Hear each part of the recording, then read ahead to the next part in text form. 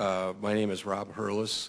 I am, pardon me, the State Energy Strategy Advisor for Governor Meade. And first thing I'd like to do is agree with Chairman Sayer about how impressive a presentation Samantha just gave. If it's a matter of energy and will, I think that she'll make sure that it happens in Utah. Governor Meade sends his greetings, and he's very appreciative to Governor Otter for the gracious invitation to participate in this important initiative. It's a very impressive commission with the folks that you have here, and so that is a testament to Governor Otter's seriousness with respect to that. So we're privileged to be here and be asked to be here. I'll quickly put Wyoming in context and then talk about some examples of activities that we've done with respect to Idaho National Labs. Wyoming produces about 10% of the BTUs consumed in the country, but we're in the, if you look at that value chain, we're in the extractive end of that value chain. So we dig and ship coal, we drill and pump gas. We do a lot of oil and uranium. We were the largest uranium producer in the country for a number of years, actually.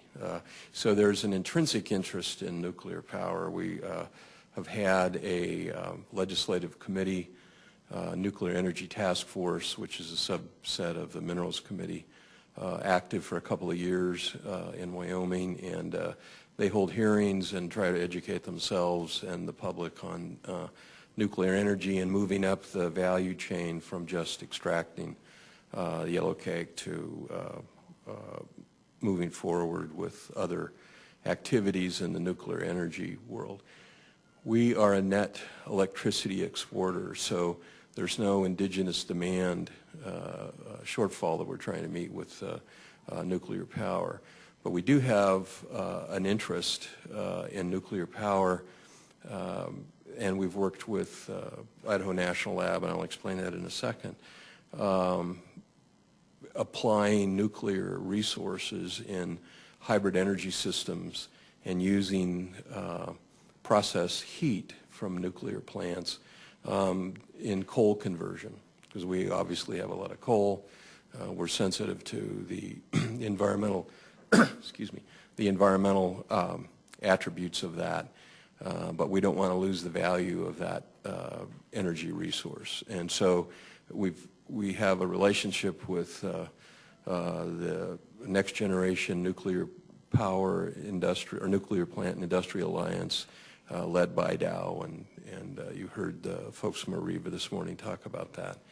And one of the things that Fred Moore, Executive Vice President of Dow, who visited with us and Governor Meade, mentioned, he says you need to stop thinking of coal in terms of soot and thinking about coal in terms of carbon chains that can be turned into higher value products, olefins and liquid fuels and things like that. So, and one of the components, and that's why Dow actually is interested in that high temperature gas reactor, is for process heat, not for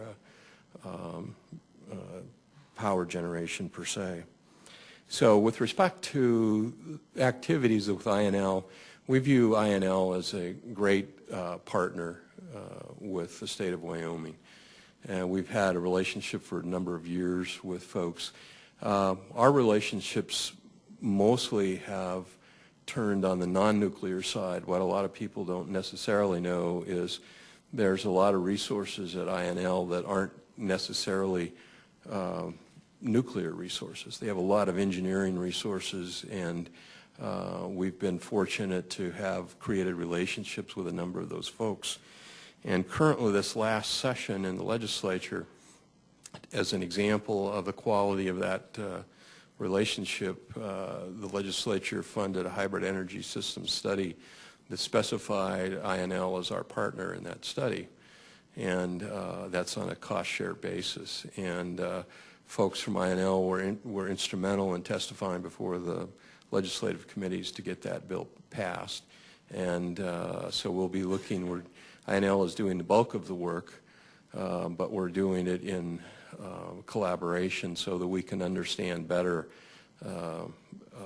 the entire value chain, including the supply chain for that industry, and combining resources with traditional ones. And, we've looked at the possibilities of using wind to, of all things, generate CO2, but in Wyoming, CO2 is a valuable resource for enhanced oil recovery, so we're way short of CO2.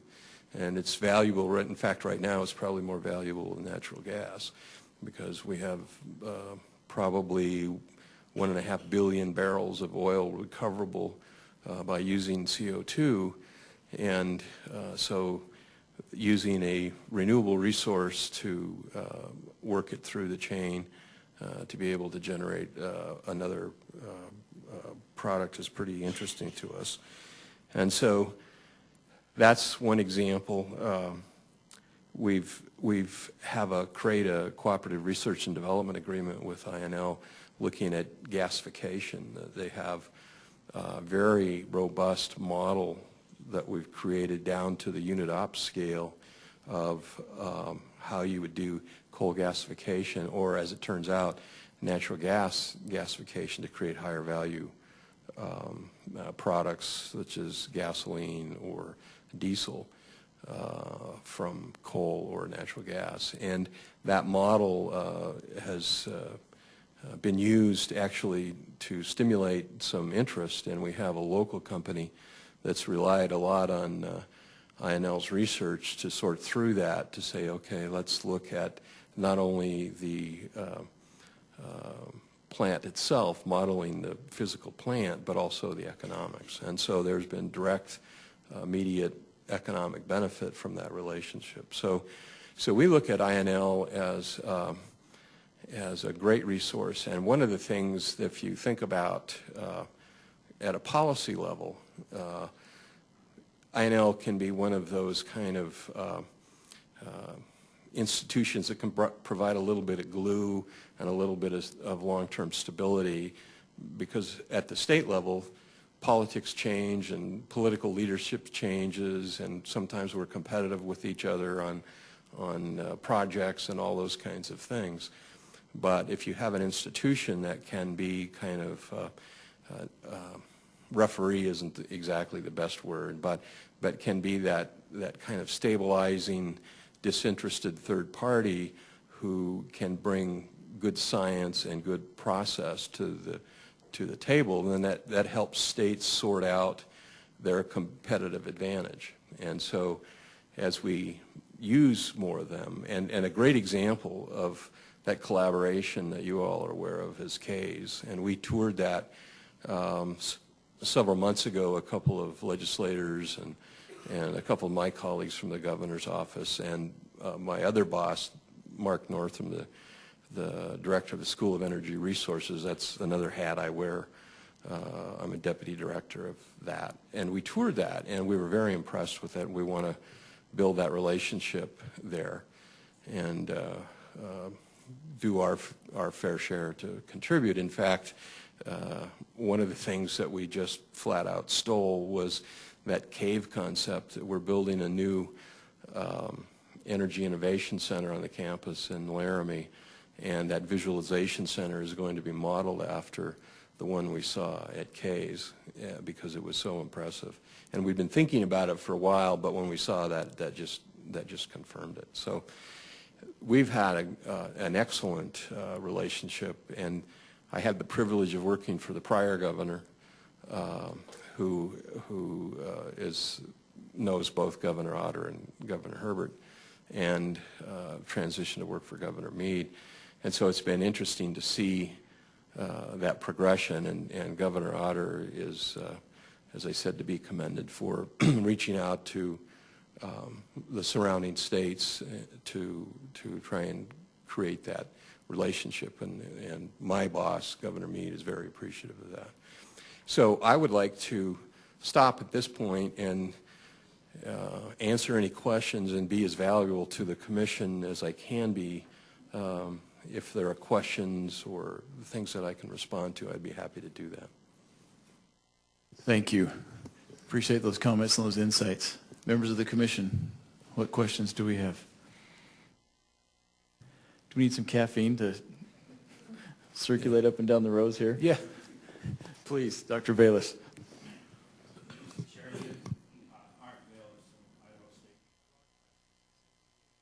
Thank you. You know, we spend a lot of time talking about power, production of power, but a lot of people say we have plenty of power. It's just that it's inefficient to get to the client. So the question is, if we were to have an efficient system of energy and energy sharing, I assume it can't be handled by one state, but would have to be a cooperative of states to sort of get together and say, we have to do better in the way we transport energy and improve the efficiency and therefore reduce the requirement of production if you're more efficient. So are you aware of any of the things that is Wyoming sort of working with Idaho, Montana, and other kinds of states about the transmission of energy to the users and so forth? It's a great question, and especially that's especially of concern to us because, as I said, we're on the extractive end of the value chain, and so market access, whether it's a pipeline or rail capacity or transmission line, is really critical to whether or not we get paid full price for what we produce. And so we spent a lot of time on that. We have both Wyoming Pipeline Authority, which is a government instrumentality whose sole mission in life is to make sure that we have enough pipes out of the state. And we also have a Wyoming Infrastructure Authority whose sole mission in life is to look at transmission. I will tell you that those are non-trivial tasks. And I'll give you a kind of a real-world example. We do a lot of business with Rocky Mountain Power as well. They're the largest supplier of electricity in Wyoming. They announced their gateway projects several years ago. At about the same time, Kinder Morgan announced a major gas transmission line that actually starts in Utah, comes up through Wyoming, and ends up in northeast Ohio. And what was interesting about those were about the same size project, $5 billion, give or take. They're about that same size. The difference is a really interesting one. We've been shipping gas, I think those were announced, seems to me it was about 2007. And we've been shipping gas on the Rockies Express is the name of the line, since about this time in 2009. The transmission line has yet to have a final environmental impact statement, which is, you know, we're into this thing 6 years now, 5 or 6 years. And one of the key differences is that gas line, even though it crosses multiple states, has one regulatory jurisdictional authority, which is the Federal Energy Regulatory Commission. And we, you know, in the West, we bristle at kind of federal institutions, and mostly for good reason. That transmission line that Rocky Mountain Power proposed, they have to go, by virtue of how they've organized their load-serving scheme, they have to go to 6 state commissions, and they have to argue before each of those commissions the fact that they need that, and then they have to argue for cost recovery. So you can imagine those state commissions, as we all know. I used to be a public service commissioner. Their mission is to protect their consumers, and so they're trying to beat the utilities down to have the lowest prices for the ratepayers. And so in addition to time and preparing cases in each of those, you also have the very real possibility that you come out of the end of that tunnel of 6 state utility commissions, and with less money than you can justify the project on. And so that's one of the issues. And then there's a very, it's more subjective, I suppose, than anything, but that pipeline is buried, and while it's still there and people still have objections and they fight about it a little bit, the overhead transmission lines, you see them every day, you drive by them if you're that landowner out there. And then the other thing that we see with respect to transmission, because most of the transmission out of Wyoming that crosses either Idaho or Utah is related to wind, to renewable wind, which Wyoming has a lot of. And so there is a have and have-nots kind of phenomena where the folks, the landowners who host the wind turbines, who have approximately the same footprint as a high-voltage tower, earn maybe $250,000 over the life of that wind turbine in royalties. The landowner that hosts the tower gets a single one-time payment of about $6,000 or $8,000. And so you have this interesting kind of neighbor-on-neighbor fight where the folks are going to make the money, say, gee whiz, we have transmission and everybody ought to play, and the other folks are saying, well, wait a minute, you know, why should I bear that eyesore or whatever? And so when you get, you know, it's easy at a policy level to say, okay, we ought to have renewables and all this kind of stuff, but when you get down in the weeds and try to execute on this stuff, most of the times it's a lot more complex than it looks. And that's why having an institution that has good science and good process like INL to bring the best thinking to that along with what happens in the state is really valuable. And so when Director Grossenbacher has come to Wyoming, he's met with both Governor Friedenthal, who I worked for, and also Governor Meade. That's really significant. And we enjoy building that relationship. And I think, in a way, we've just started it. And so as we discover more capabilities over there, I'm sure we'll be having more conversations. And so this invitation from Governor Otter to come over here and learn about this, and it's been a great day for me to learn a lot about this. And I have another point on your question, and I'm sorry I'm rambling on. I think this when you look at that difficulty of building those transmission lines, and one of the arguments against them is the line loss, the efficiency line loss. So the movement towards small modular reactors, I think, is one market response to that, where people can say, okay, let's put that modular reactor closer so we don't have to fight that transmission issue. Because if you look at how long it takes to license that plant, and then you add another 5 or 6 years to the transmission, and then you get into these really interesting policy fights between the states where California effectively, and probably for good reason, says, gee whiz, we'll take care of our own renewables. We have our high RPS, and we'll meet it with in-state resources. And we're out there saying, wait a minute, we have really high-quality wind. Even adding the cost of transmission, we can make it competitive in California. And they say, we're not really interested.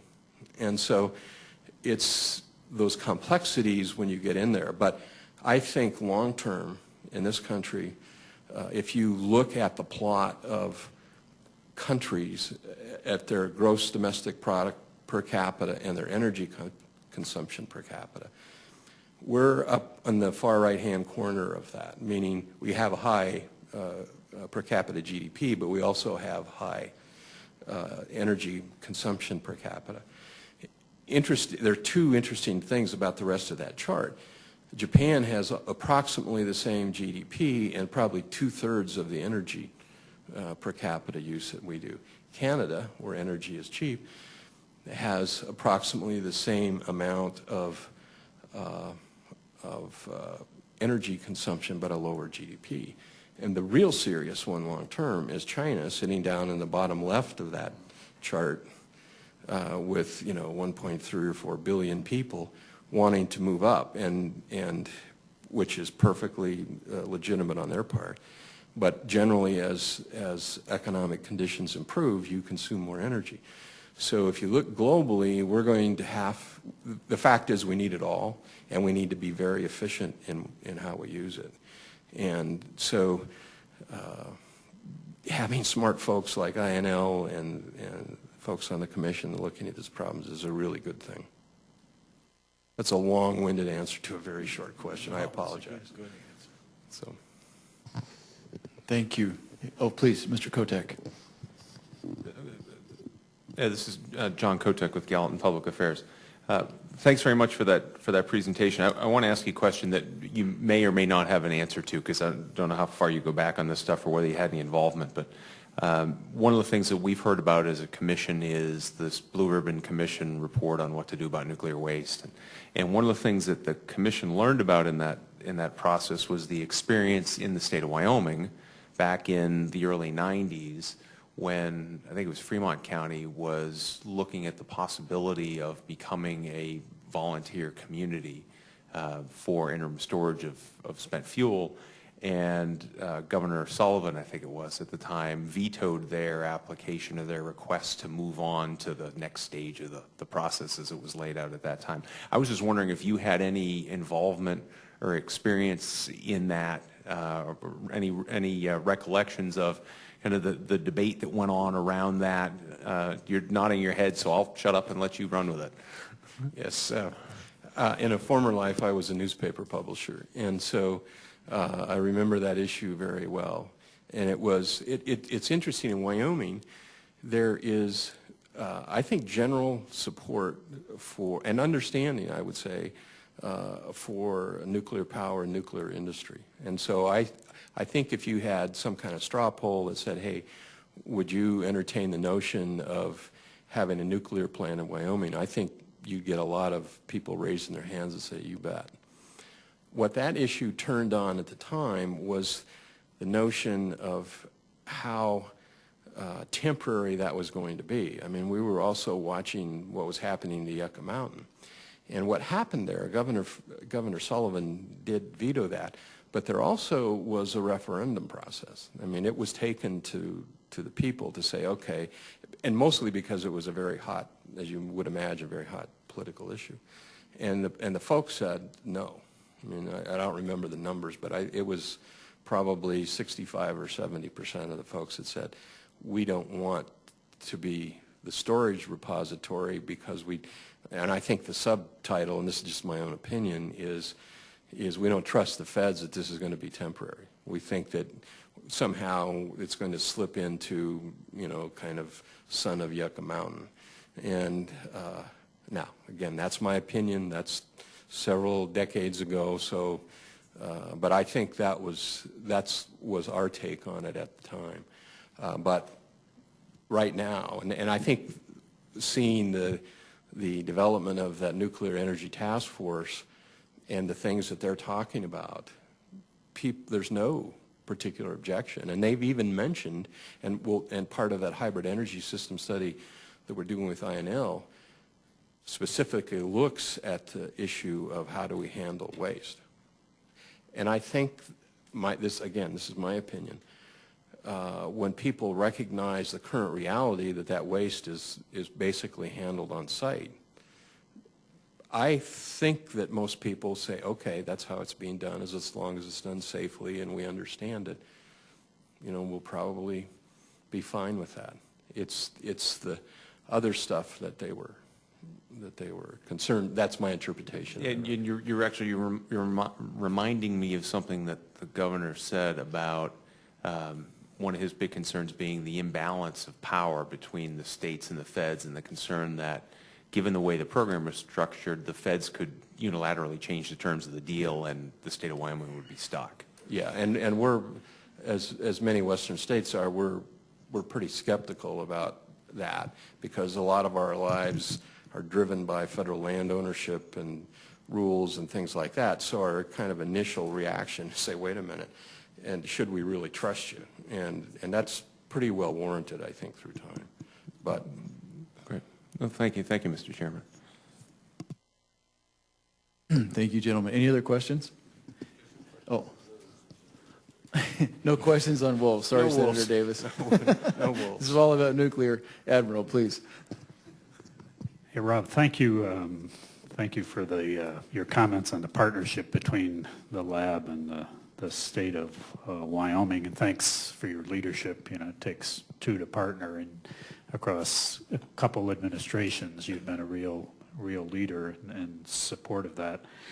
You talked about some of the benefits of having the lab as a neighbor. What are the burdens from the Idaho perspective? You know, from the Wyoming perspective, we think about, in Idaho terms, you know, shipments of radioactive materials on our roads, the activities, you know, some significant high hazard activities going on the 900 square mile site out there. How is that perceived from Wyoming?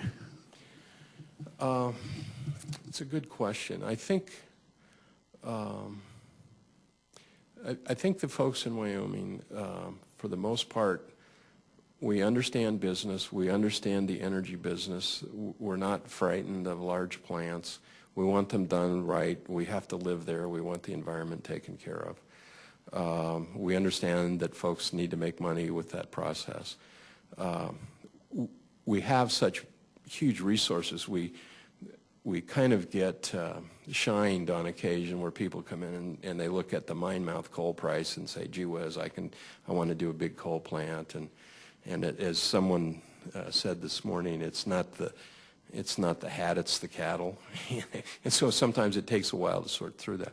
But I think in general, the citizenry does get the power business. They understand that provides good jobs. They understand and support a permitting process that allows for the development of plants. So I think most of those things, as long as it's done right and done with a fair amount of transparency, I don't think it's much of an issue. I think with respect to the lab, and you addressed this in our visit and also with the governor, is delineating those roles for the lab and the private sector and a university. And if I look at Wyoming and I'm candid, the university has to get more comfortable understanding exactly what you said about those roles being discrete and complementary rather than competitive. And I think through time that lesson will be learned and it will be just fine. Any additional questions? We really appreciate you being here. Appreciate the invitation.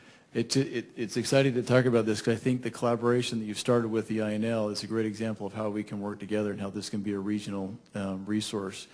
But I'm certainly, all members of the coal industry are looking to this as a possibility to maintain that industry because it's a critical one for the country. So kudos to you and to the INL for what you're doing. And again, we appreciate your involvement here today. Thanks so much. Thank you. Okay.